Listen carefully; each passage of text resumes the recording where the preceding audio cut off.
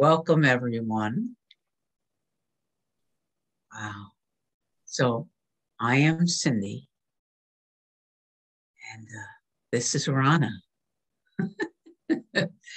And we represent the first of a series of podcasts that we've labeled the Living in Oneness experience.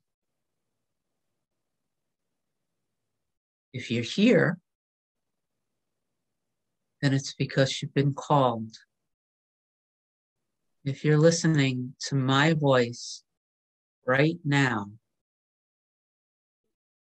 there is an invitation for you to step into something new.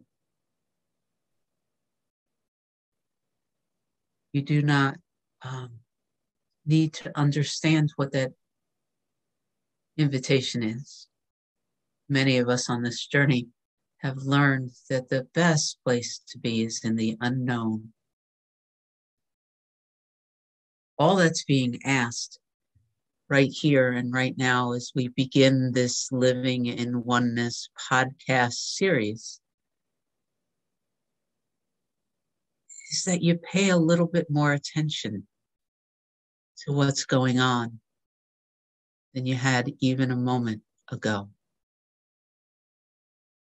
Accept the possibility that you are here right now because you've been invited into a new way, into a new understanding. Accept the possibility that the chills you may be feeling in your body right now, or this sense of settling, perhaps a touch more spaciousness in your mind,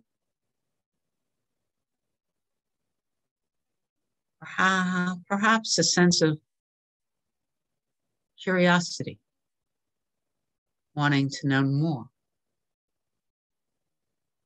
Is the universe's way, isness, consciousness way of quietly, gently inviting you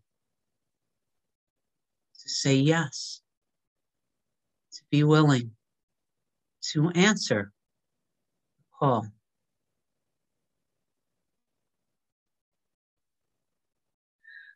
And with that, let me say, welcome to the Living in Oneness experience. You can call me Cyndi, and I get to be the host on these podcasts, which is beautiful.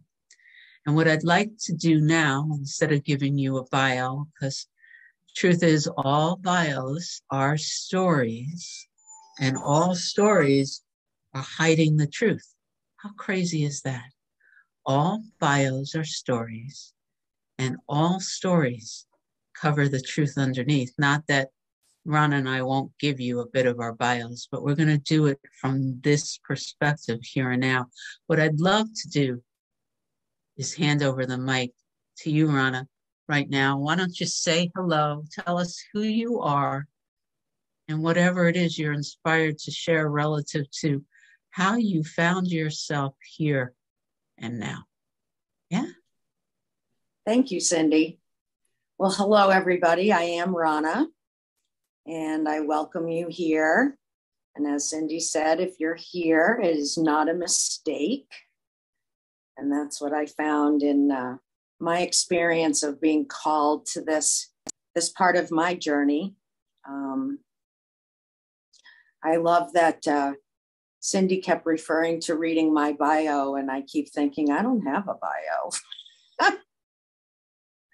You know, I could certainly write some things down on a piece of paper, memories of what has happened, events and circumstances, but I am not my bio, is what I'm learning today. But I would share, I guess I would want to first say that this experience for me, at first I thought it was going to be something special. But what it's turned out to be is completely and totally accessible to just an ordinary human in a bodysuit like me. And I'll give you a few facts about what brought me to this part of my spiritual journey.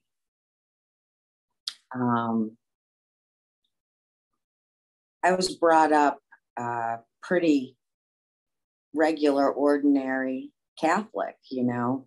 We were seasonal Catholics, Easter and Christmas.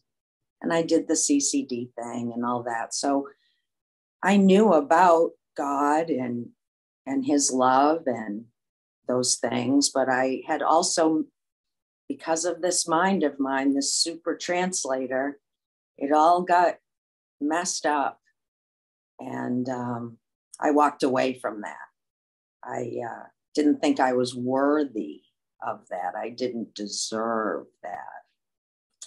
So just to keep that kind of short, just, you know, I did have access.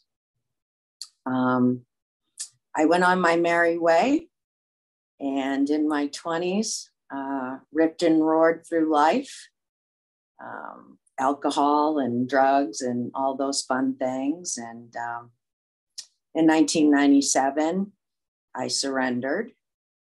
And at the very first encounter I had with people who knew how to do that, somebody told me to throw my cigarettes under the bed. And while I was down there, to ask nothing in particular to remove that problem. And it happened immediately. And so I started a journey, a spiritual journey of seeking through recovery program, and have managed to see that evolve and grow and change. When I, in 2002, I had my second child, Kylie, and she was born with profound cerebral palsy. And that rocked my world. I had given that those other set of problems to this nothing in particular, but I was gonna fix this one. You know, I was gonna do all the research. I was gonna find the best doctors.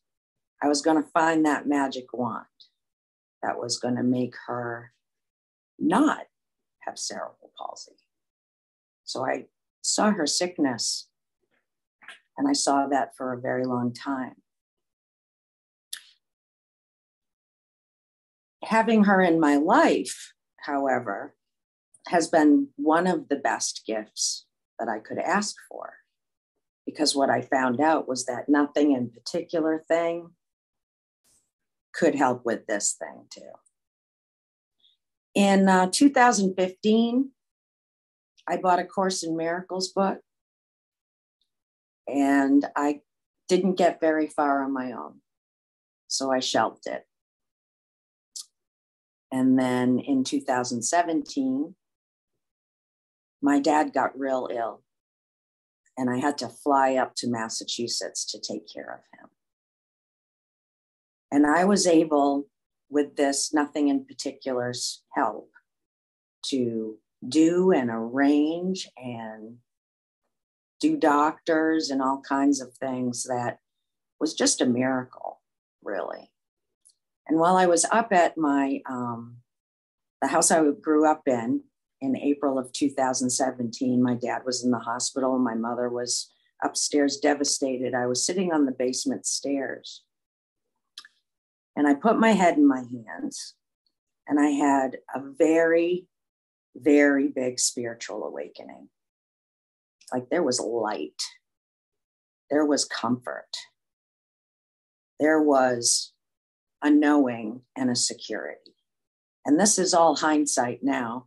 you know, looking back and understanding, because at the time I didn't understand what happened and what happened for the rest of that trip. I feel like I'm getting really emotional. Was as I was walking through the town that I had grown up in, arranging and getting things ready to move my parents down where I'm living, you know, in a week. They had been living in that house for almost 60 years. I had this experience. And I had an experience that I was part of something big. And every person that I talked to, ran into, met at the coffee shop, I felt connected to them in a way I could not describe to anybody.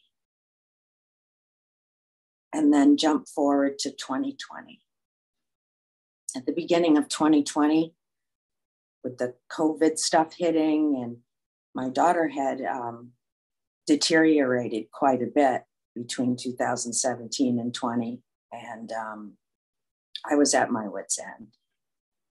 And I said to one of my best spiritual advisors at the time, I said, I would just love a little bit of joy in my life. I feel trapped, and I would just like to feel a little bit of joy. And she told me that the same place that pain resides is where joy comes from. And she said, keep your eyes open. And it was not long after that that I clicked on something on Facebook, and Lisa's 40 day showed up. And I took that 40 day in the summer of July 2020. And the simpleness of the way she conveyed the concepts of A Course in Miracles, I got that book back out. And then the next thing I knew, the Living in Oneness opportunity was being offered for the first time in that fall of 2020. And I was called. And I knew I was hungry. I wanted to know more. I wanted to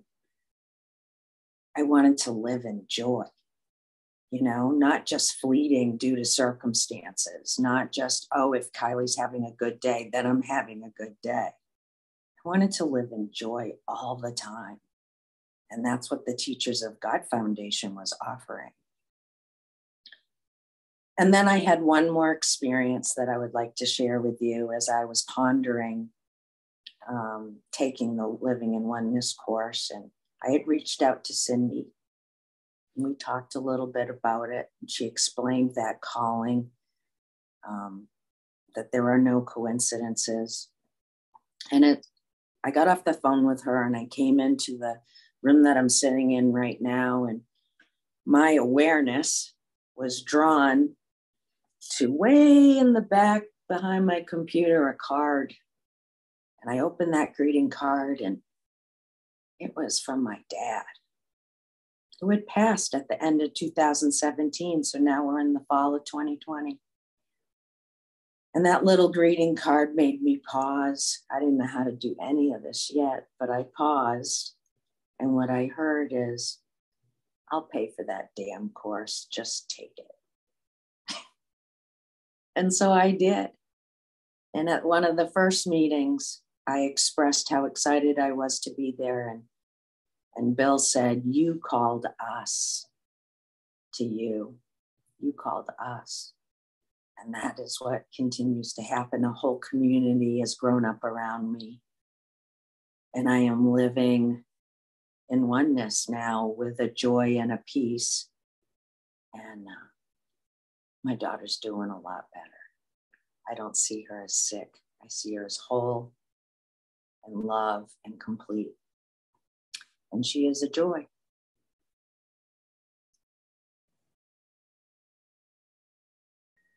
So there are chills running up and down this body. And so I've learned to know that, to honor that, you know, when this temperature just differential occurs in the body, it means that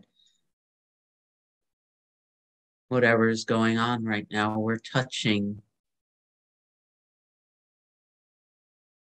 I have learned that you don't bring the light to the pain, right? You are willing to bring the pain to the light. And when you do that, when you bring the darkness to the light and you gently hang there, the darkness dissolves.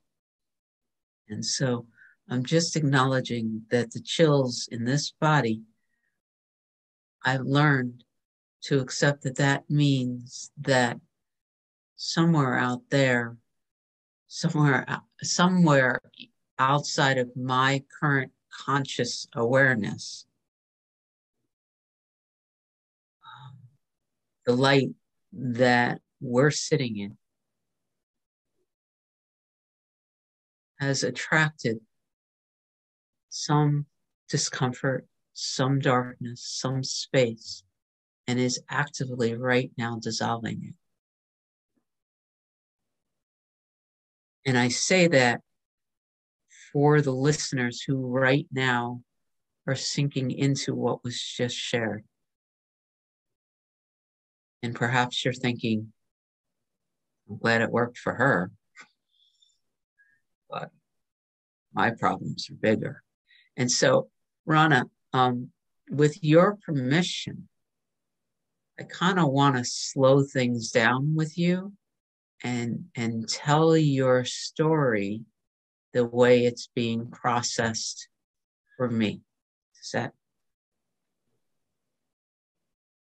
In the 1990s, from what I hear, you were unconscious and living from one experience to the next,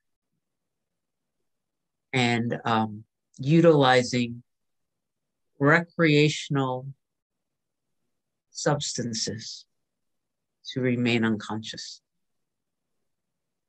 And even through that experience, having lost control of your life to recreational substances of lots of different kinds,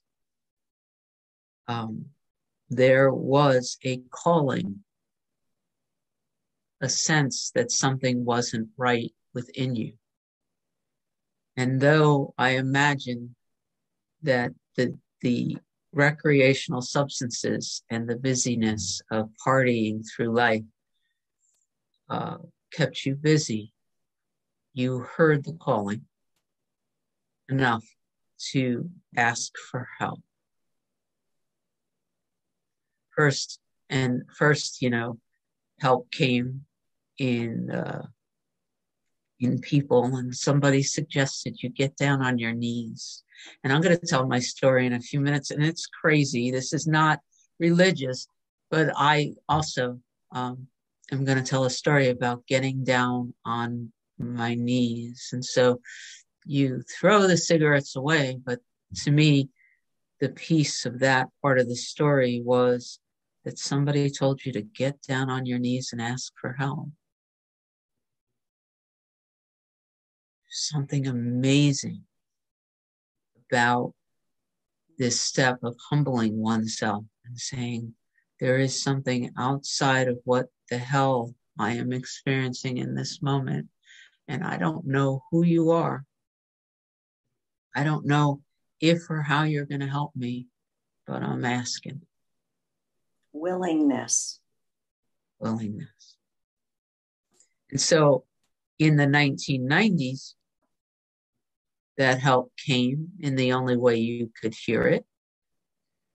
The other thing that is so amazing for most of us, and Lisa Natoli tells these stories, and she said for years she was tormented by the sudden awakening stories. The stories we hear of Eckhart Tolle or Byron Katie, they went from suicidal to awaken in what appears to be a breath. This calling for 99.999% of us comes with a whisper, and it's a slow unfolding.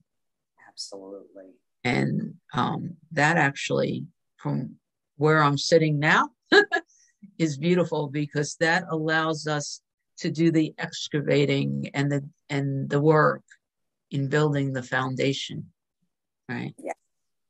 So these callings come and they hit us where we are. And the other thing that I want to say right now, as we're talking through this story and maybe Cyndi's story, we'll see, is that we're always being called. Every day when you get quiet enough, you'll feel the pull into a slightly higher vibrational way of being or into a quantum jump. You're here now because there's a part of you that wants to understand what it's like to live knowing all is well. I need to add, if I may just add one little piece that just I remembered, that last night of my escapades, I heard a voice in my head and it said, "The gig is up. You have to tell somebody." And that started the series of events, right? So I love, you're pointing to being called, and yeah, I had a direct communication that night. Thank you. Thank you. All right. So that took you on the journey, the next level of where you were, which was recovery, which was learning how to handle the addictions that had colored much of your life up until that point. And so we're not here to talk about the beauty of the 12-step process, but you and I are both in love with the 12-step process, right? So, but that next level of your journey really was colored by saying yes, your willingness to a power greater than yourself, a surrendered space, service, willingness. Yeah. Seeking, right? Constant seeking.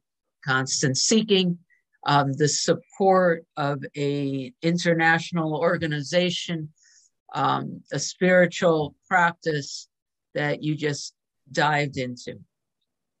Right. And it doesn't change the fact that you're continuously being called. And in the way you told the story, the next big kind of quantum leap, again, occurred through saying yes to service of your dad and the illness.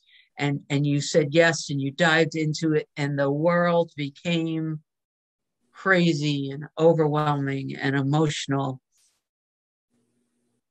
And you felt the stirring inside of you. And I would imagine that consciously you have no knowledge of what compelled you to sit and ask for help again. And yet you were called to stop, to pause. Yeah. Sit down. I heard sit down. It was a place that I had spent many years just playing in that basement, and there was a lot of love feelings. There was a lot of emotional feelings I was processing. And I heard sit down. So you were invited and called. I was. And I followed it because I was willing. And like you said, it was sort of desperation again. I don't know what to do. I heard Michael Singer. I enjoy listening to Michael Singer. I think he's very humorous and very to the point. But I heard him say, isn't it so funny how we all supposedly believe in God and know that there's this higher power, and the living one experience, by the way, isn't about believing in God or not believing in God. God is, a symbol upon a symbol. It's a word that points to an energetic space. But Michael Singer, in this scenario, he was talking about God. Isn't it funny how we have this belief in this higher power, right? But somehow we have to exert our egoic influence to try to force a fix in our world. And when all of our independent struggle and pain and worry, when we exhaust it, somehow at that point, there's this voice that says, well, have you asked for help yet? Have you prayed? Have you said, I don't know what to do?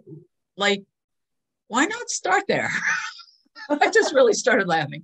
I was like, I could hear his voice in my head. Why wait until like you've suffered? My ego needs to be just pummeled, well, beaten to a pulp.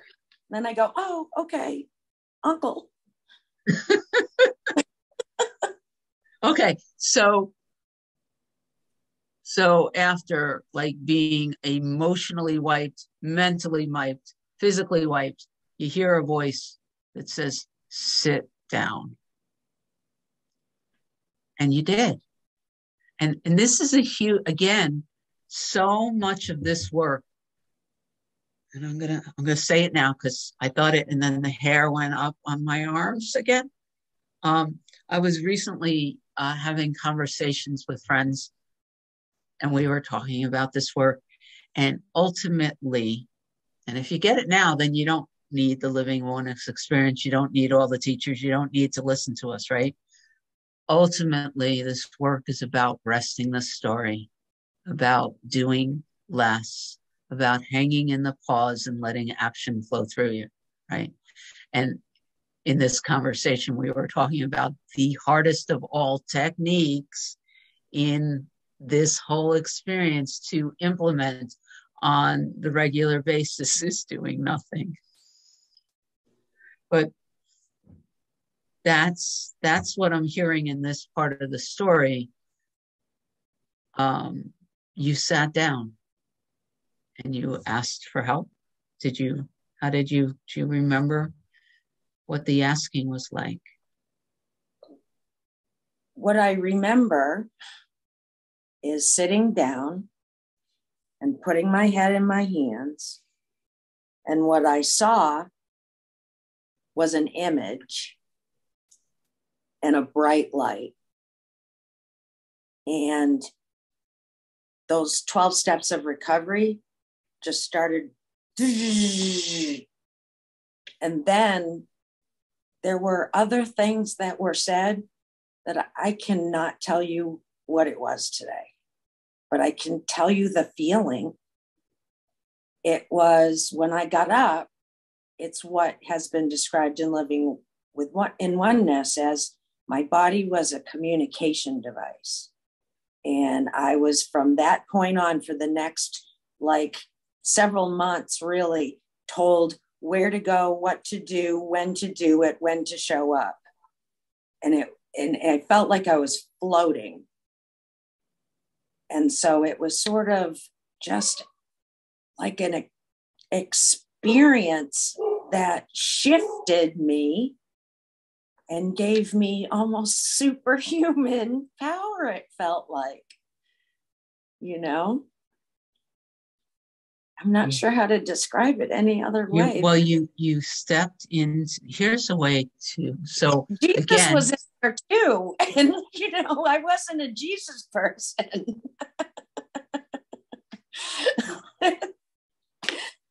It was like everything was just like,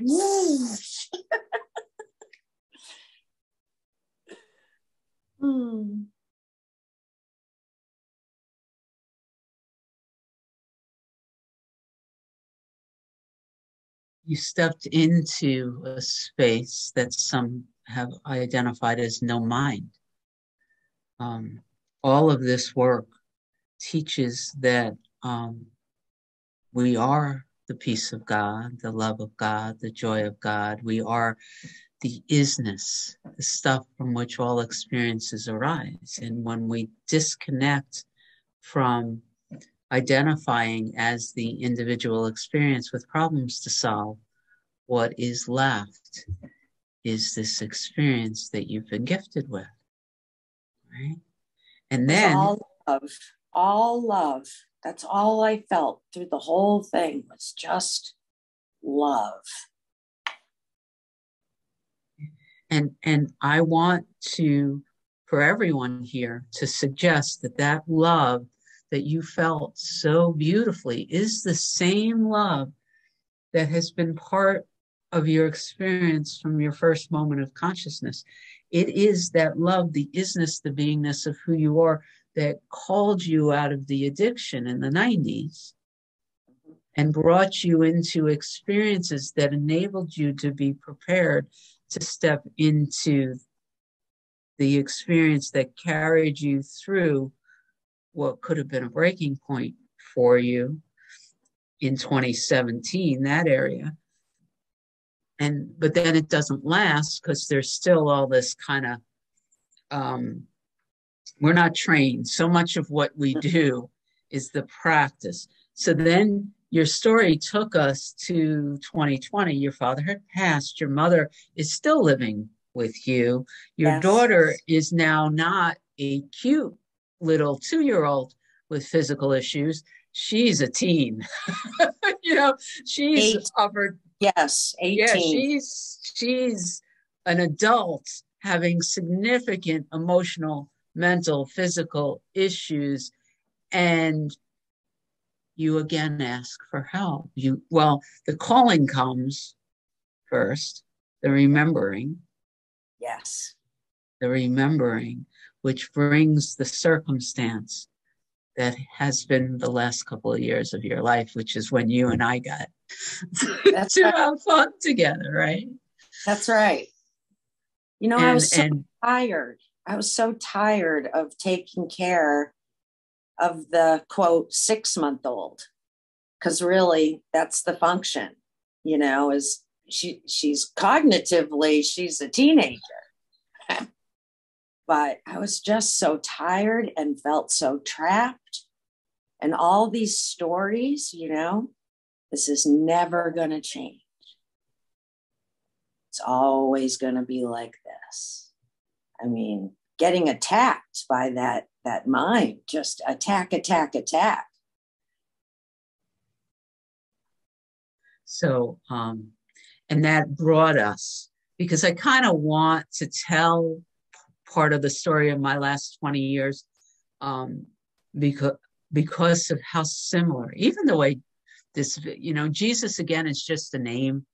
Right. He is what I understand now. I don't know any of this, is that there is there is a group collective consciousness. And Jesus is such a beautiful vision of all that is light and beautiful, and it's held in our consciousness.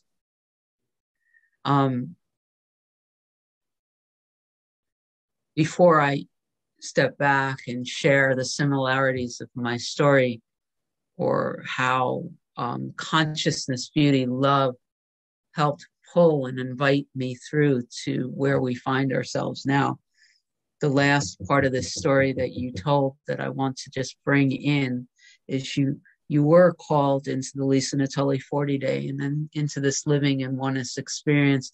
You have gone through the living in oneness experience 3 times, right?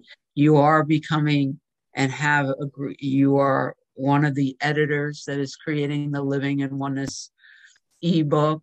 You have agreed moving forward into 2022 and beyond, being part of the facilitator that helps others actually who are being called. And it doesn't, if you're listening to this, I got to be honest, there's no part of me that care isn't the right word, but this isn't about whether or not you sign on to that program, which is probably not even available right now. This is about activating the part of you that says yes to what is always being called, like the invitation for you to see things in a different way, for you to invite truth into your present day experience. That is always with you. And my prayer in this moment is that it stirs within you. That's something that Rona and I are sharing right now.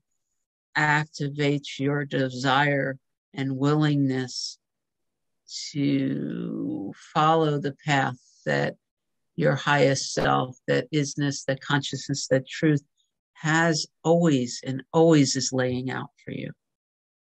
So my apologies if any of this feels in any way like an direct invitation into one path. It may be your next step. I don't really care. That's not my purpose. Hopefully that came across well. Okay. So there is all that. That's your path. That's where you are. The last thing, though, and what really lit up for you, and I've heard you tell this story a couple times, and so I just want to highlight it for everyone. You knew it absolutely when you said yes to the living one, like to the commitment of a program with somewhat new, like you knew Lisa from the 40-day. Bill was a new teacher for you. And then he said to you, you're here because you called us. Right? Right. And so I just want to acknowledge that. And again, the chills, I love the chills. They tell me, yes, this is what you're supposed to say. The calling does go in two directions because there really is only truth. So acknowledging that you are listening to Rona and I now because there was a piece of us that called you and you called us, and through our interaction in this space, truth is flowing. Yeah. Is there anything more to that, Rona? I guess the only thing I would want to add is about, the calling to the living in oneness experience. What it did was it's not only A Course in Miracles, but it's this non-dual path piece. And what that did for me is it took all the prejudice that I had been carrying for me against spiritual terms. Bill does such a fabulous job of giving us, a matrix of words to use, sinlessness, oneness, God, awareness. I mean, that was the final step for me that I knew I was in the right place, because that rang so true to me on the inside. It was almost like the little girl in me said, see, I told you you could have your own personal thing. I told you. And then, from there, just expanding on that. And, like you said, I'm called every day. And so it's my choice walking around in this bodysuit, whether I adhere to that calling. The most important thing to me today is peace. When we started the Living in Oneness course, we were asked, what's the most important thing? What do you want more than anything else? And of course, I had all these worldly expressions on my first list. But today, I want peace, because that's where the healing happens. That's, heal, comfort, and bless.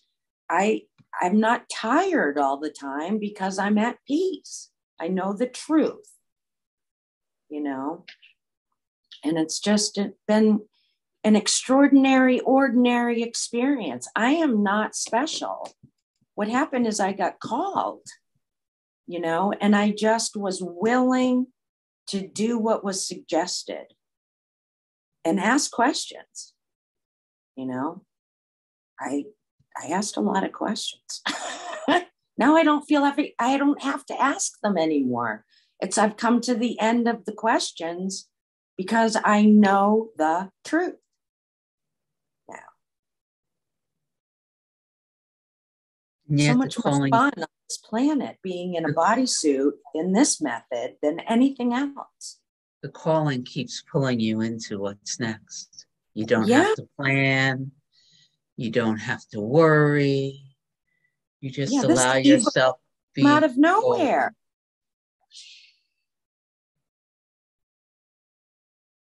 It's great. So you want to hear a little bit of my story? Yes, ma'am, please. Or it's the Cyndi story? The Cyndi story, right. The body with a name on it.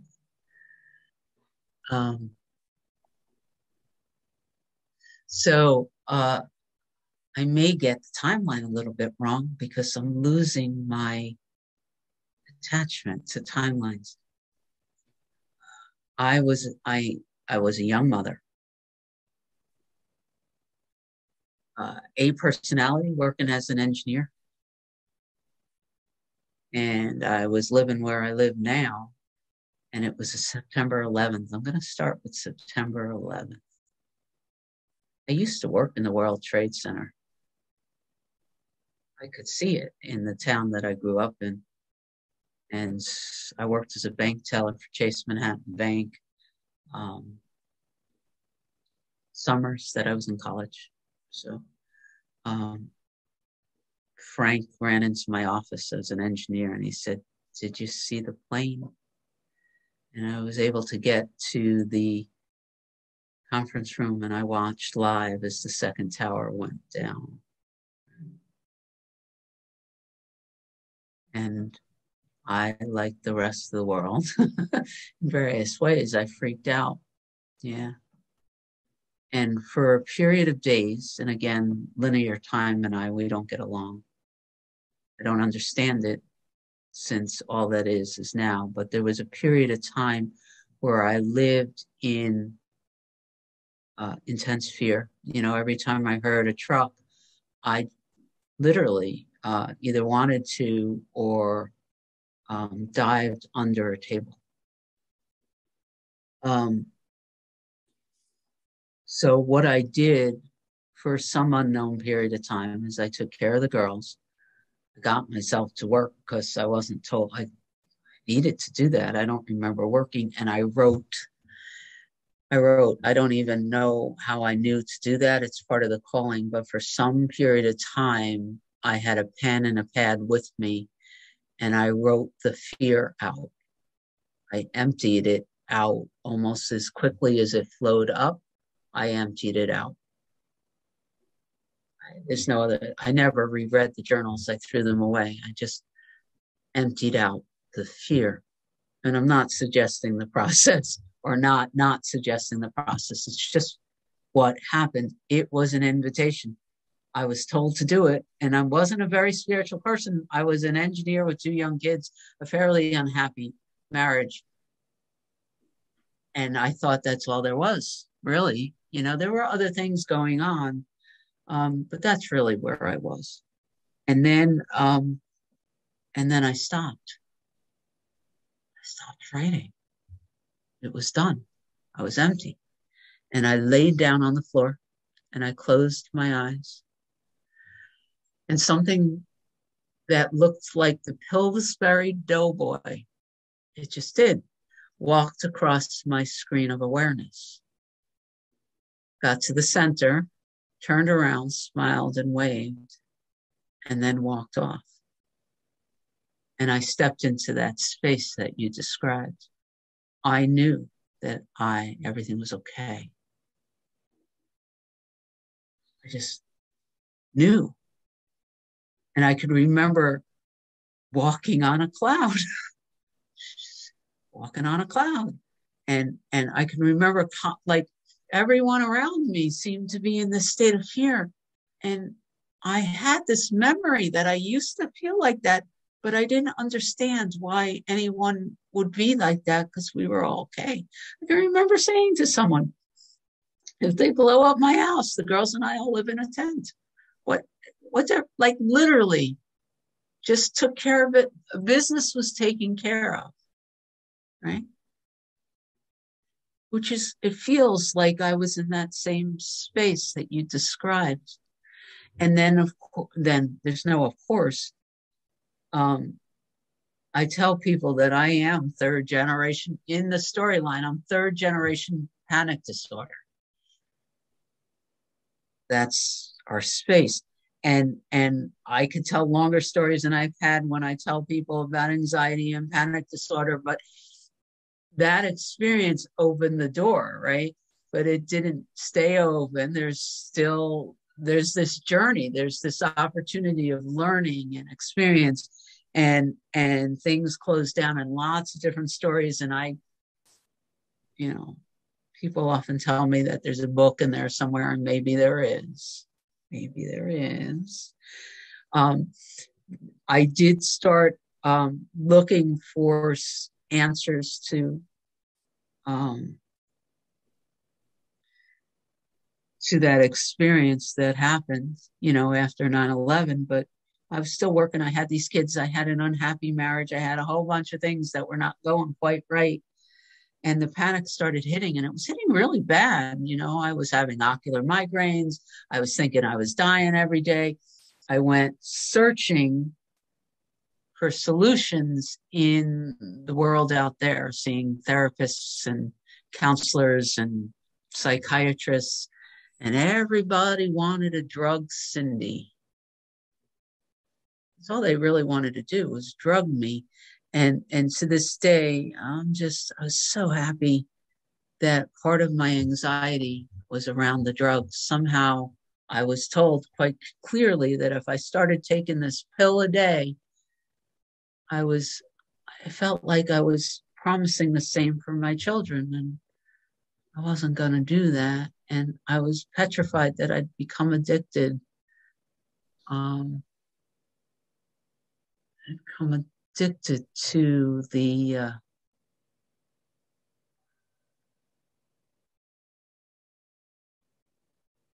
pill. And so I came home from one of these visits with the psychiatrist, with this sample pack of blue pills in my hand. And the kids were still fairly young, and I locked myself in the bathroom.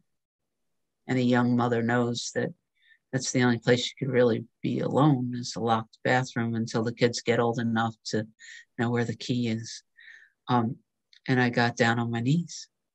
I had never prayed in my life. There are stories about that. I got down on my knees with this sample pack of blue pills, and I said, God, I don't really think you exist, but if you do, I'm in hell. And if you don't help me, my children are going to be in hell. Please help me. And all I could tell you is something changed. I asked for help. I heard the calling. I asked for help. I got up. I put the blue pills on the top shelf. Some years later, I destroyed them. Never took one. The anxiety didn't go away right away. There's a whole bunch of stories around what all that means and where all that happened. But everything changed. Everything changed. I ended up becoming less and less of an A-type personality engineer. And all of a sudden, I found myself at a place called Lilydale studying to be a spiritualist minister. And for a number of years after that, I journeyed into the world of esoteric and mysticism. I am a Reiki master and an angel healer and a crystal healer and a psychic medium. Like literally, I'm studying to be a psychic medium, energy healer, and I had never had a psychic reading. How is any of that possible? And I now know none of that is real in our experience of where we are now. But it did, each one of those journeys took me further and further away from the A-type panic disorder engineer. It was an amazing, slow flowering, unfolding. We can throw bankruptcy in there. We could throw a couple of Bell's palsy. We can throw in at least, one almost died, life-threatening kind of experience, all sorts of things that I can tell very entertainingly. And each one of those things as I said yes to the calling to use it to open, led me to like 2018 for me was when I told my mailing list, that I was going to make 2018. I wrote an email to 20,000 people and I said, I'm going to make 2018 the year of the miracle. And I declared it at the end of 2017.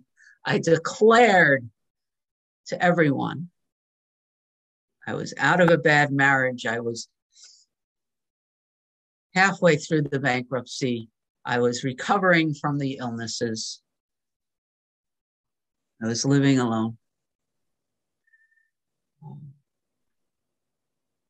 I had stamped for the longest time, more money was going out than coming in. And when more money is coming out of a situation where there's zero money, there's a lot of stories in there. And each time I stepped out in faith, right? I was called and allowed the willingness.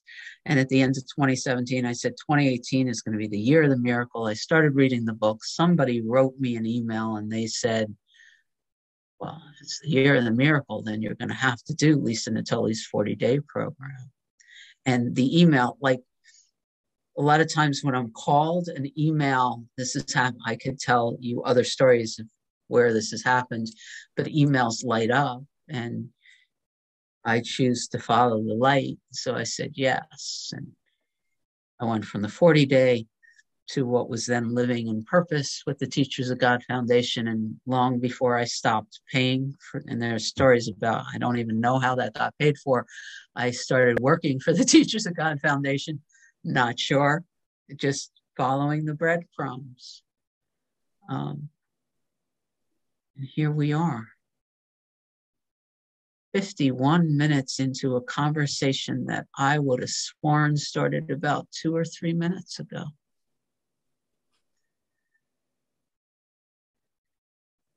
There is one other story that I'm inspired to share.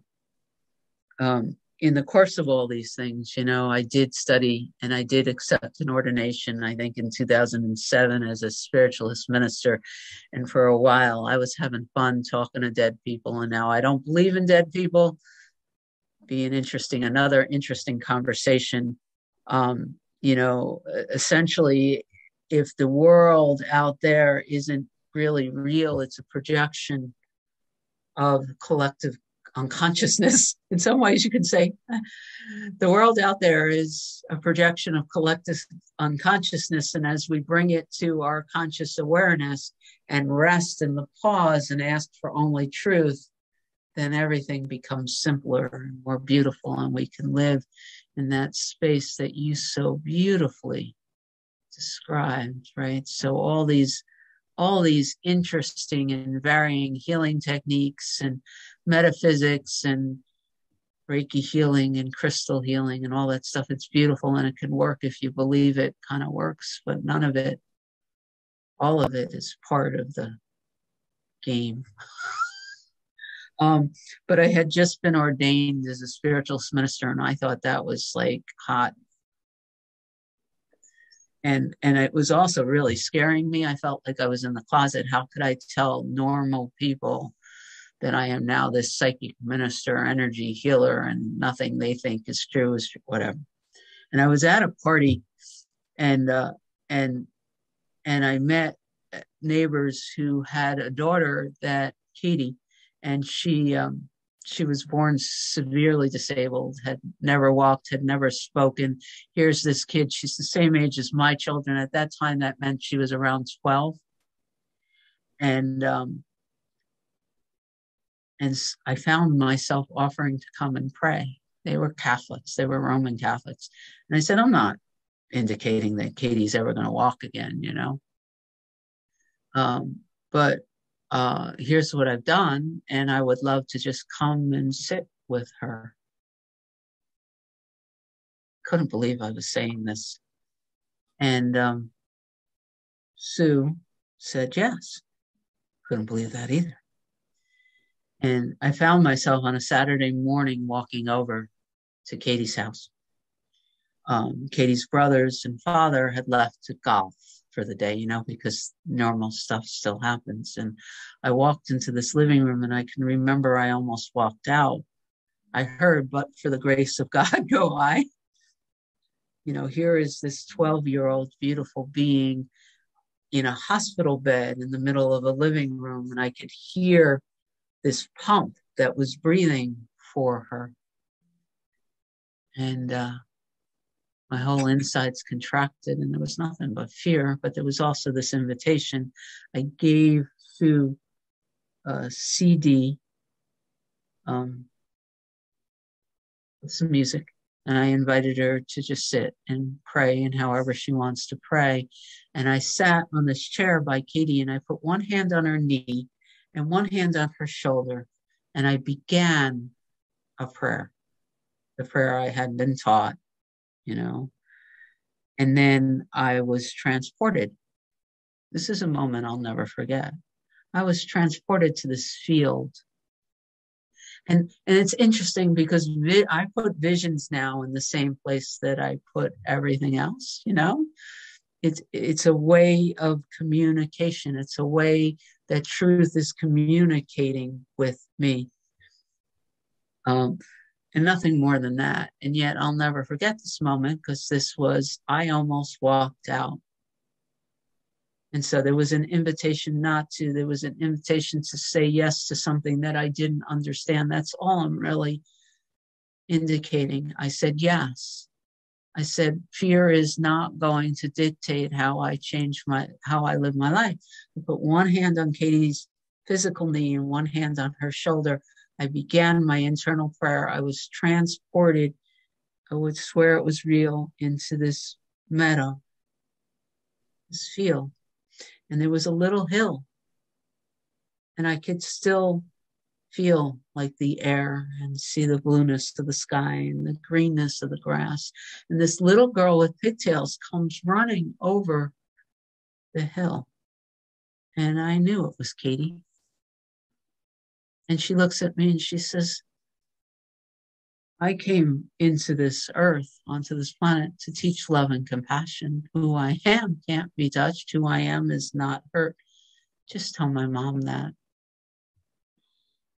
And then there was an energy. This is why it's so interesting. I wasn't even raised Christian, I was raised in a non-religious Jewish household. I had no interest in Jesus one way or another, he was just a man. But at that point, Jesus showed up in this vision. I knew it was Jesus. I tried to tell Christians after this. I went on a whole Christian journey after this because of this, and it brought me back here now.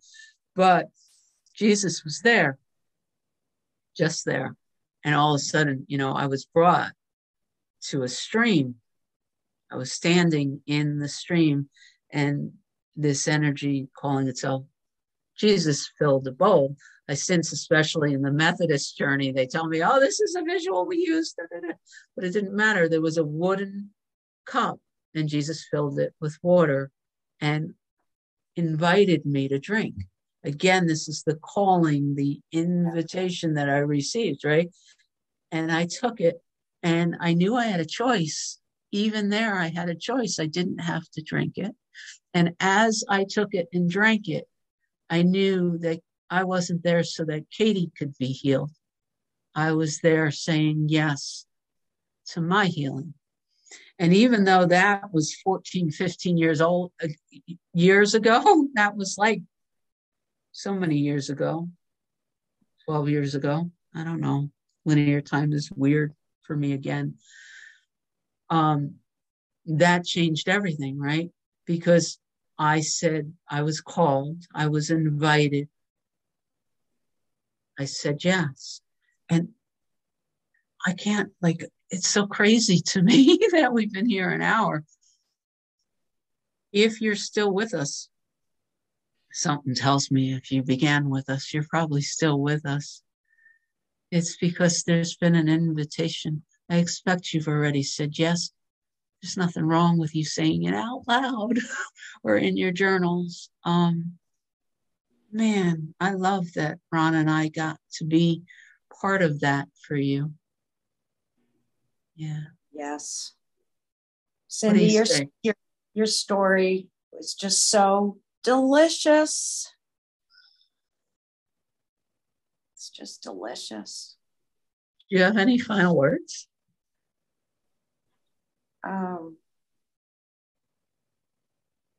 guess I would say I love anybody that is joining with us and watching this.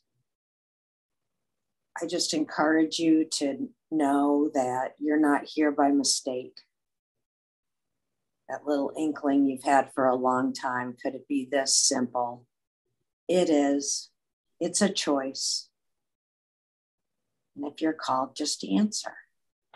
Just try it. And yeah, and just to add to that, as we go ahead and put a pin in it in this conversation, in the first of many Living in Oneness Experience podcasts, know that if you are listening to our voice now, that you are in my heart. You can never leave my heart. You've got a permanent place there. And also know that I really want to know, we really want to know how this landed with you. Good, bad. If you have questions, if you have your own story you want to share, if there's something kind of tickling on the inside, use the comment section, use the info section. If there's something you want us to know and you reach out, we're going to read it. We're going to hear it. We're going to connect with you. The teaching and the teacher are one. There's no difference. The student, the teacher, the teaching, we're all one. So I love that you're here. I love that the invitation is coming through for you to take your place here with us. And I'm so looking forward to meeting you in the physical, if that is our path, to reading your comments. I love us. Thank you. Thank you. I love us.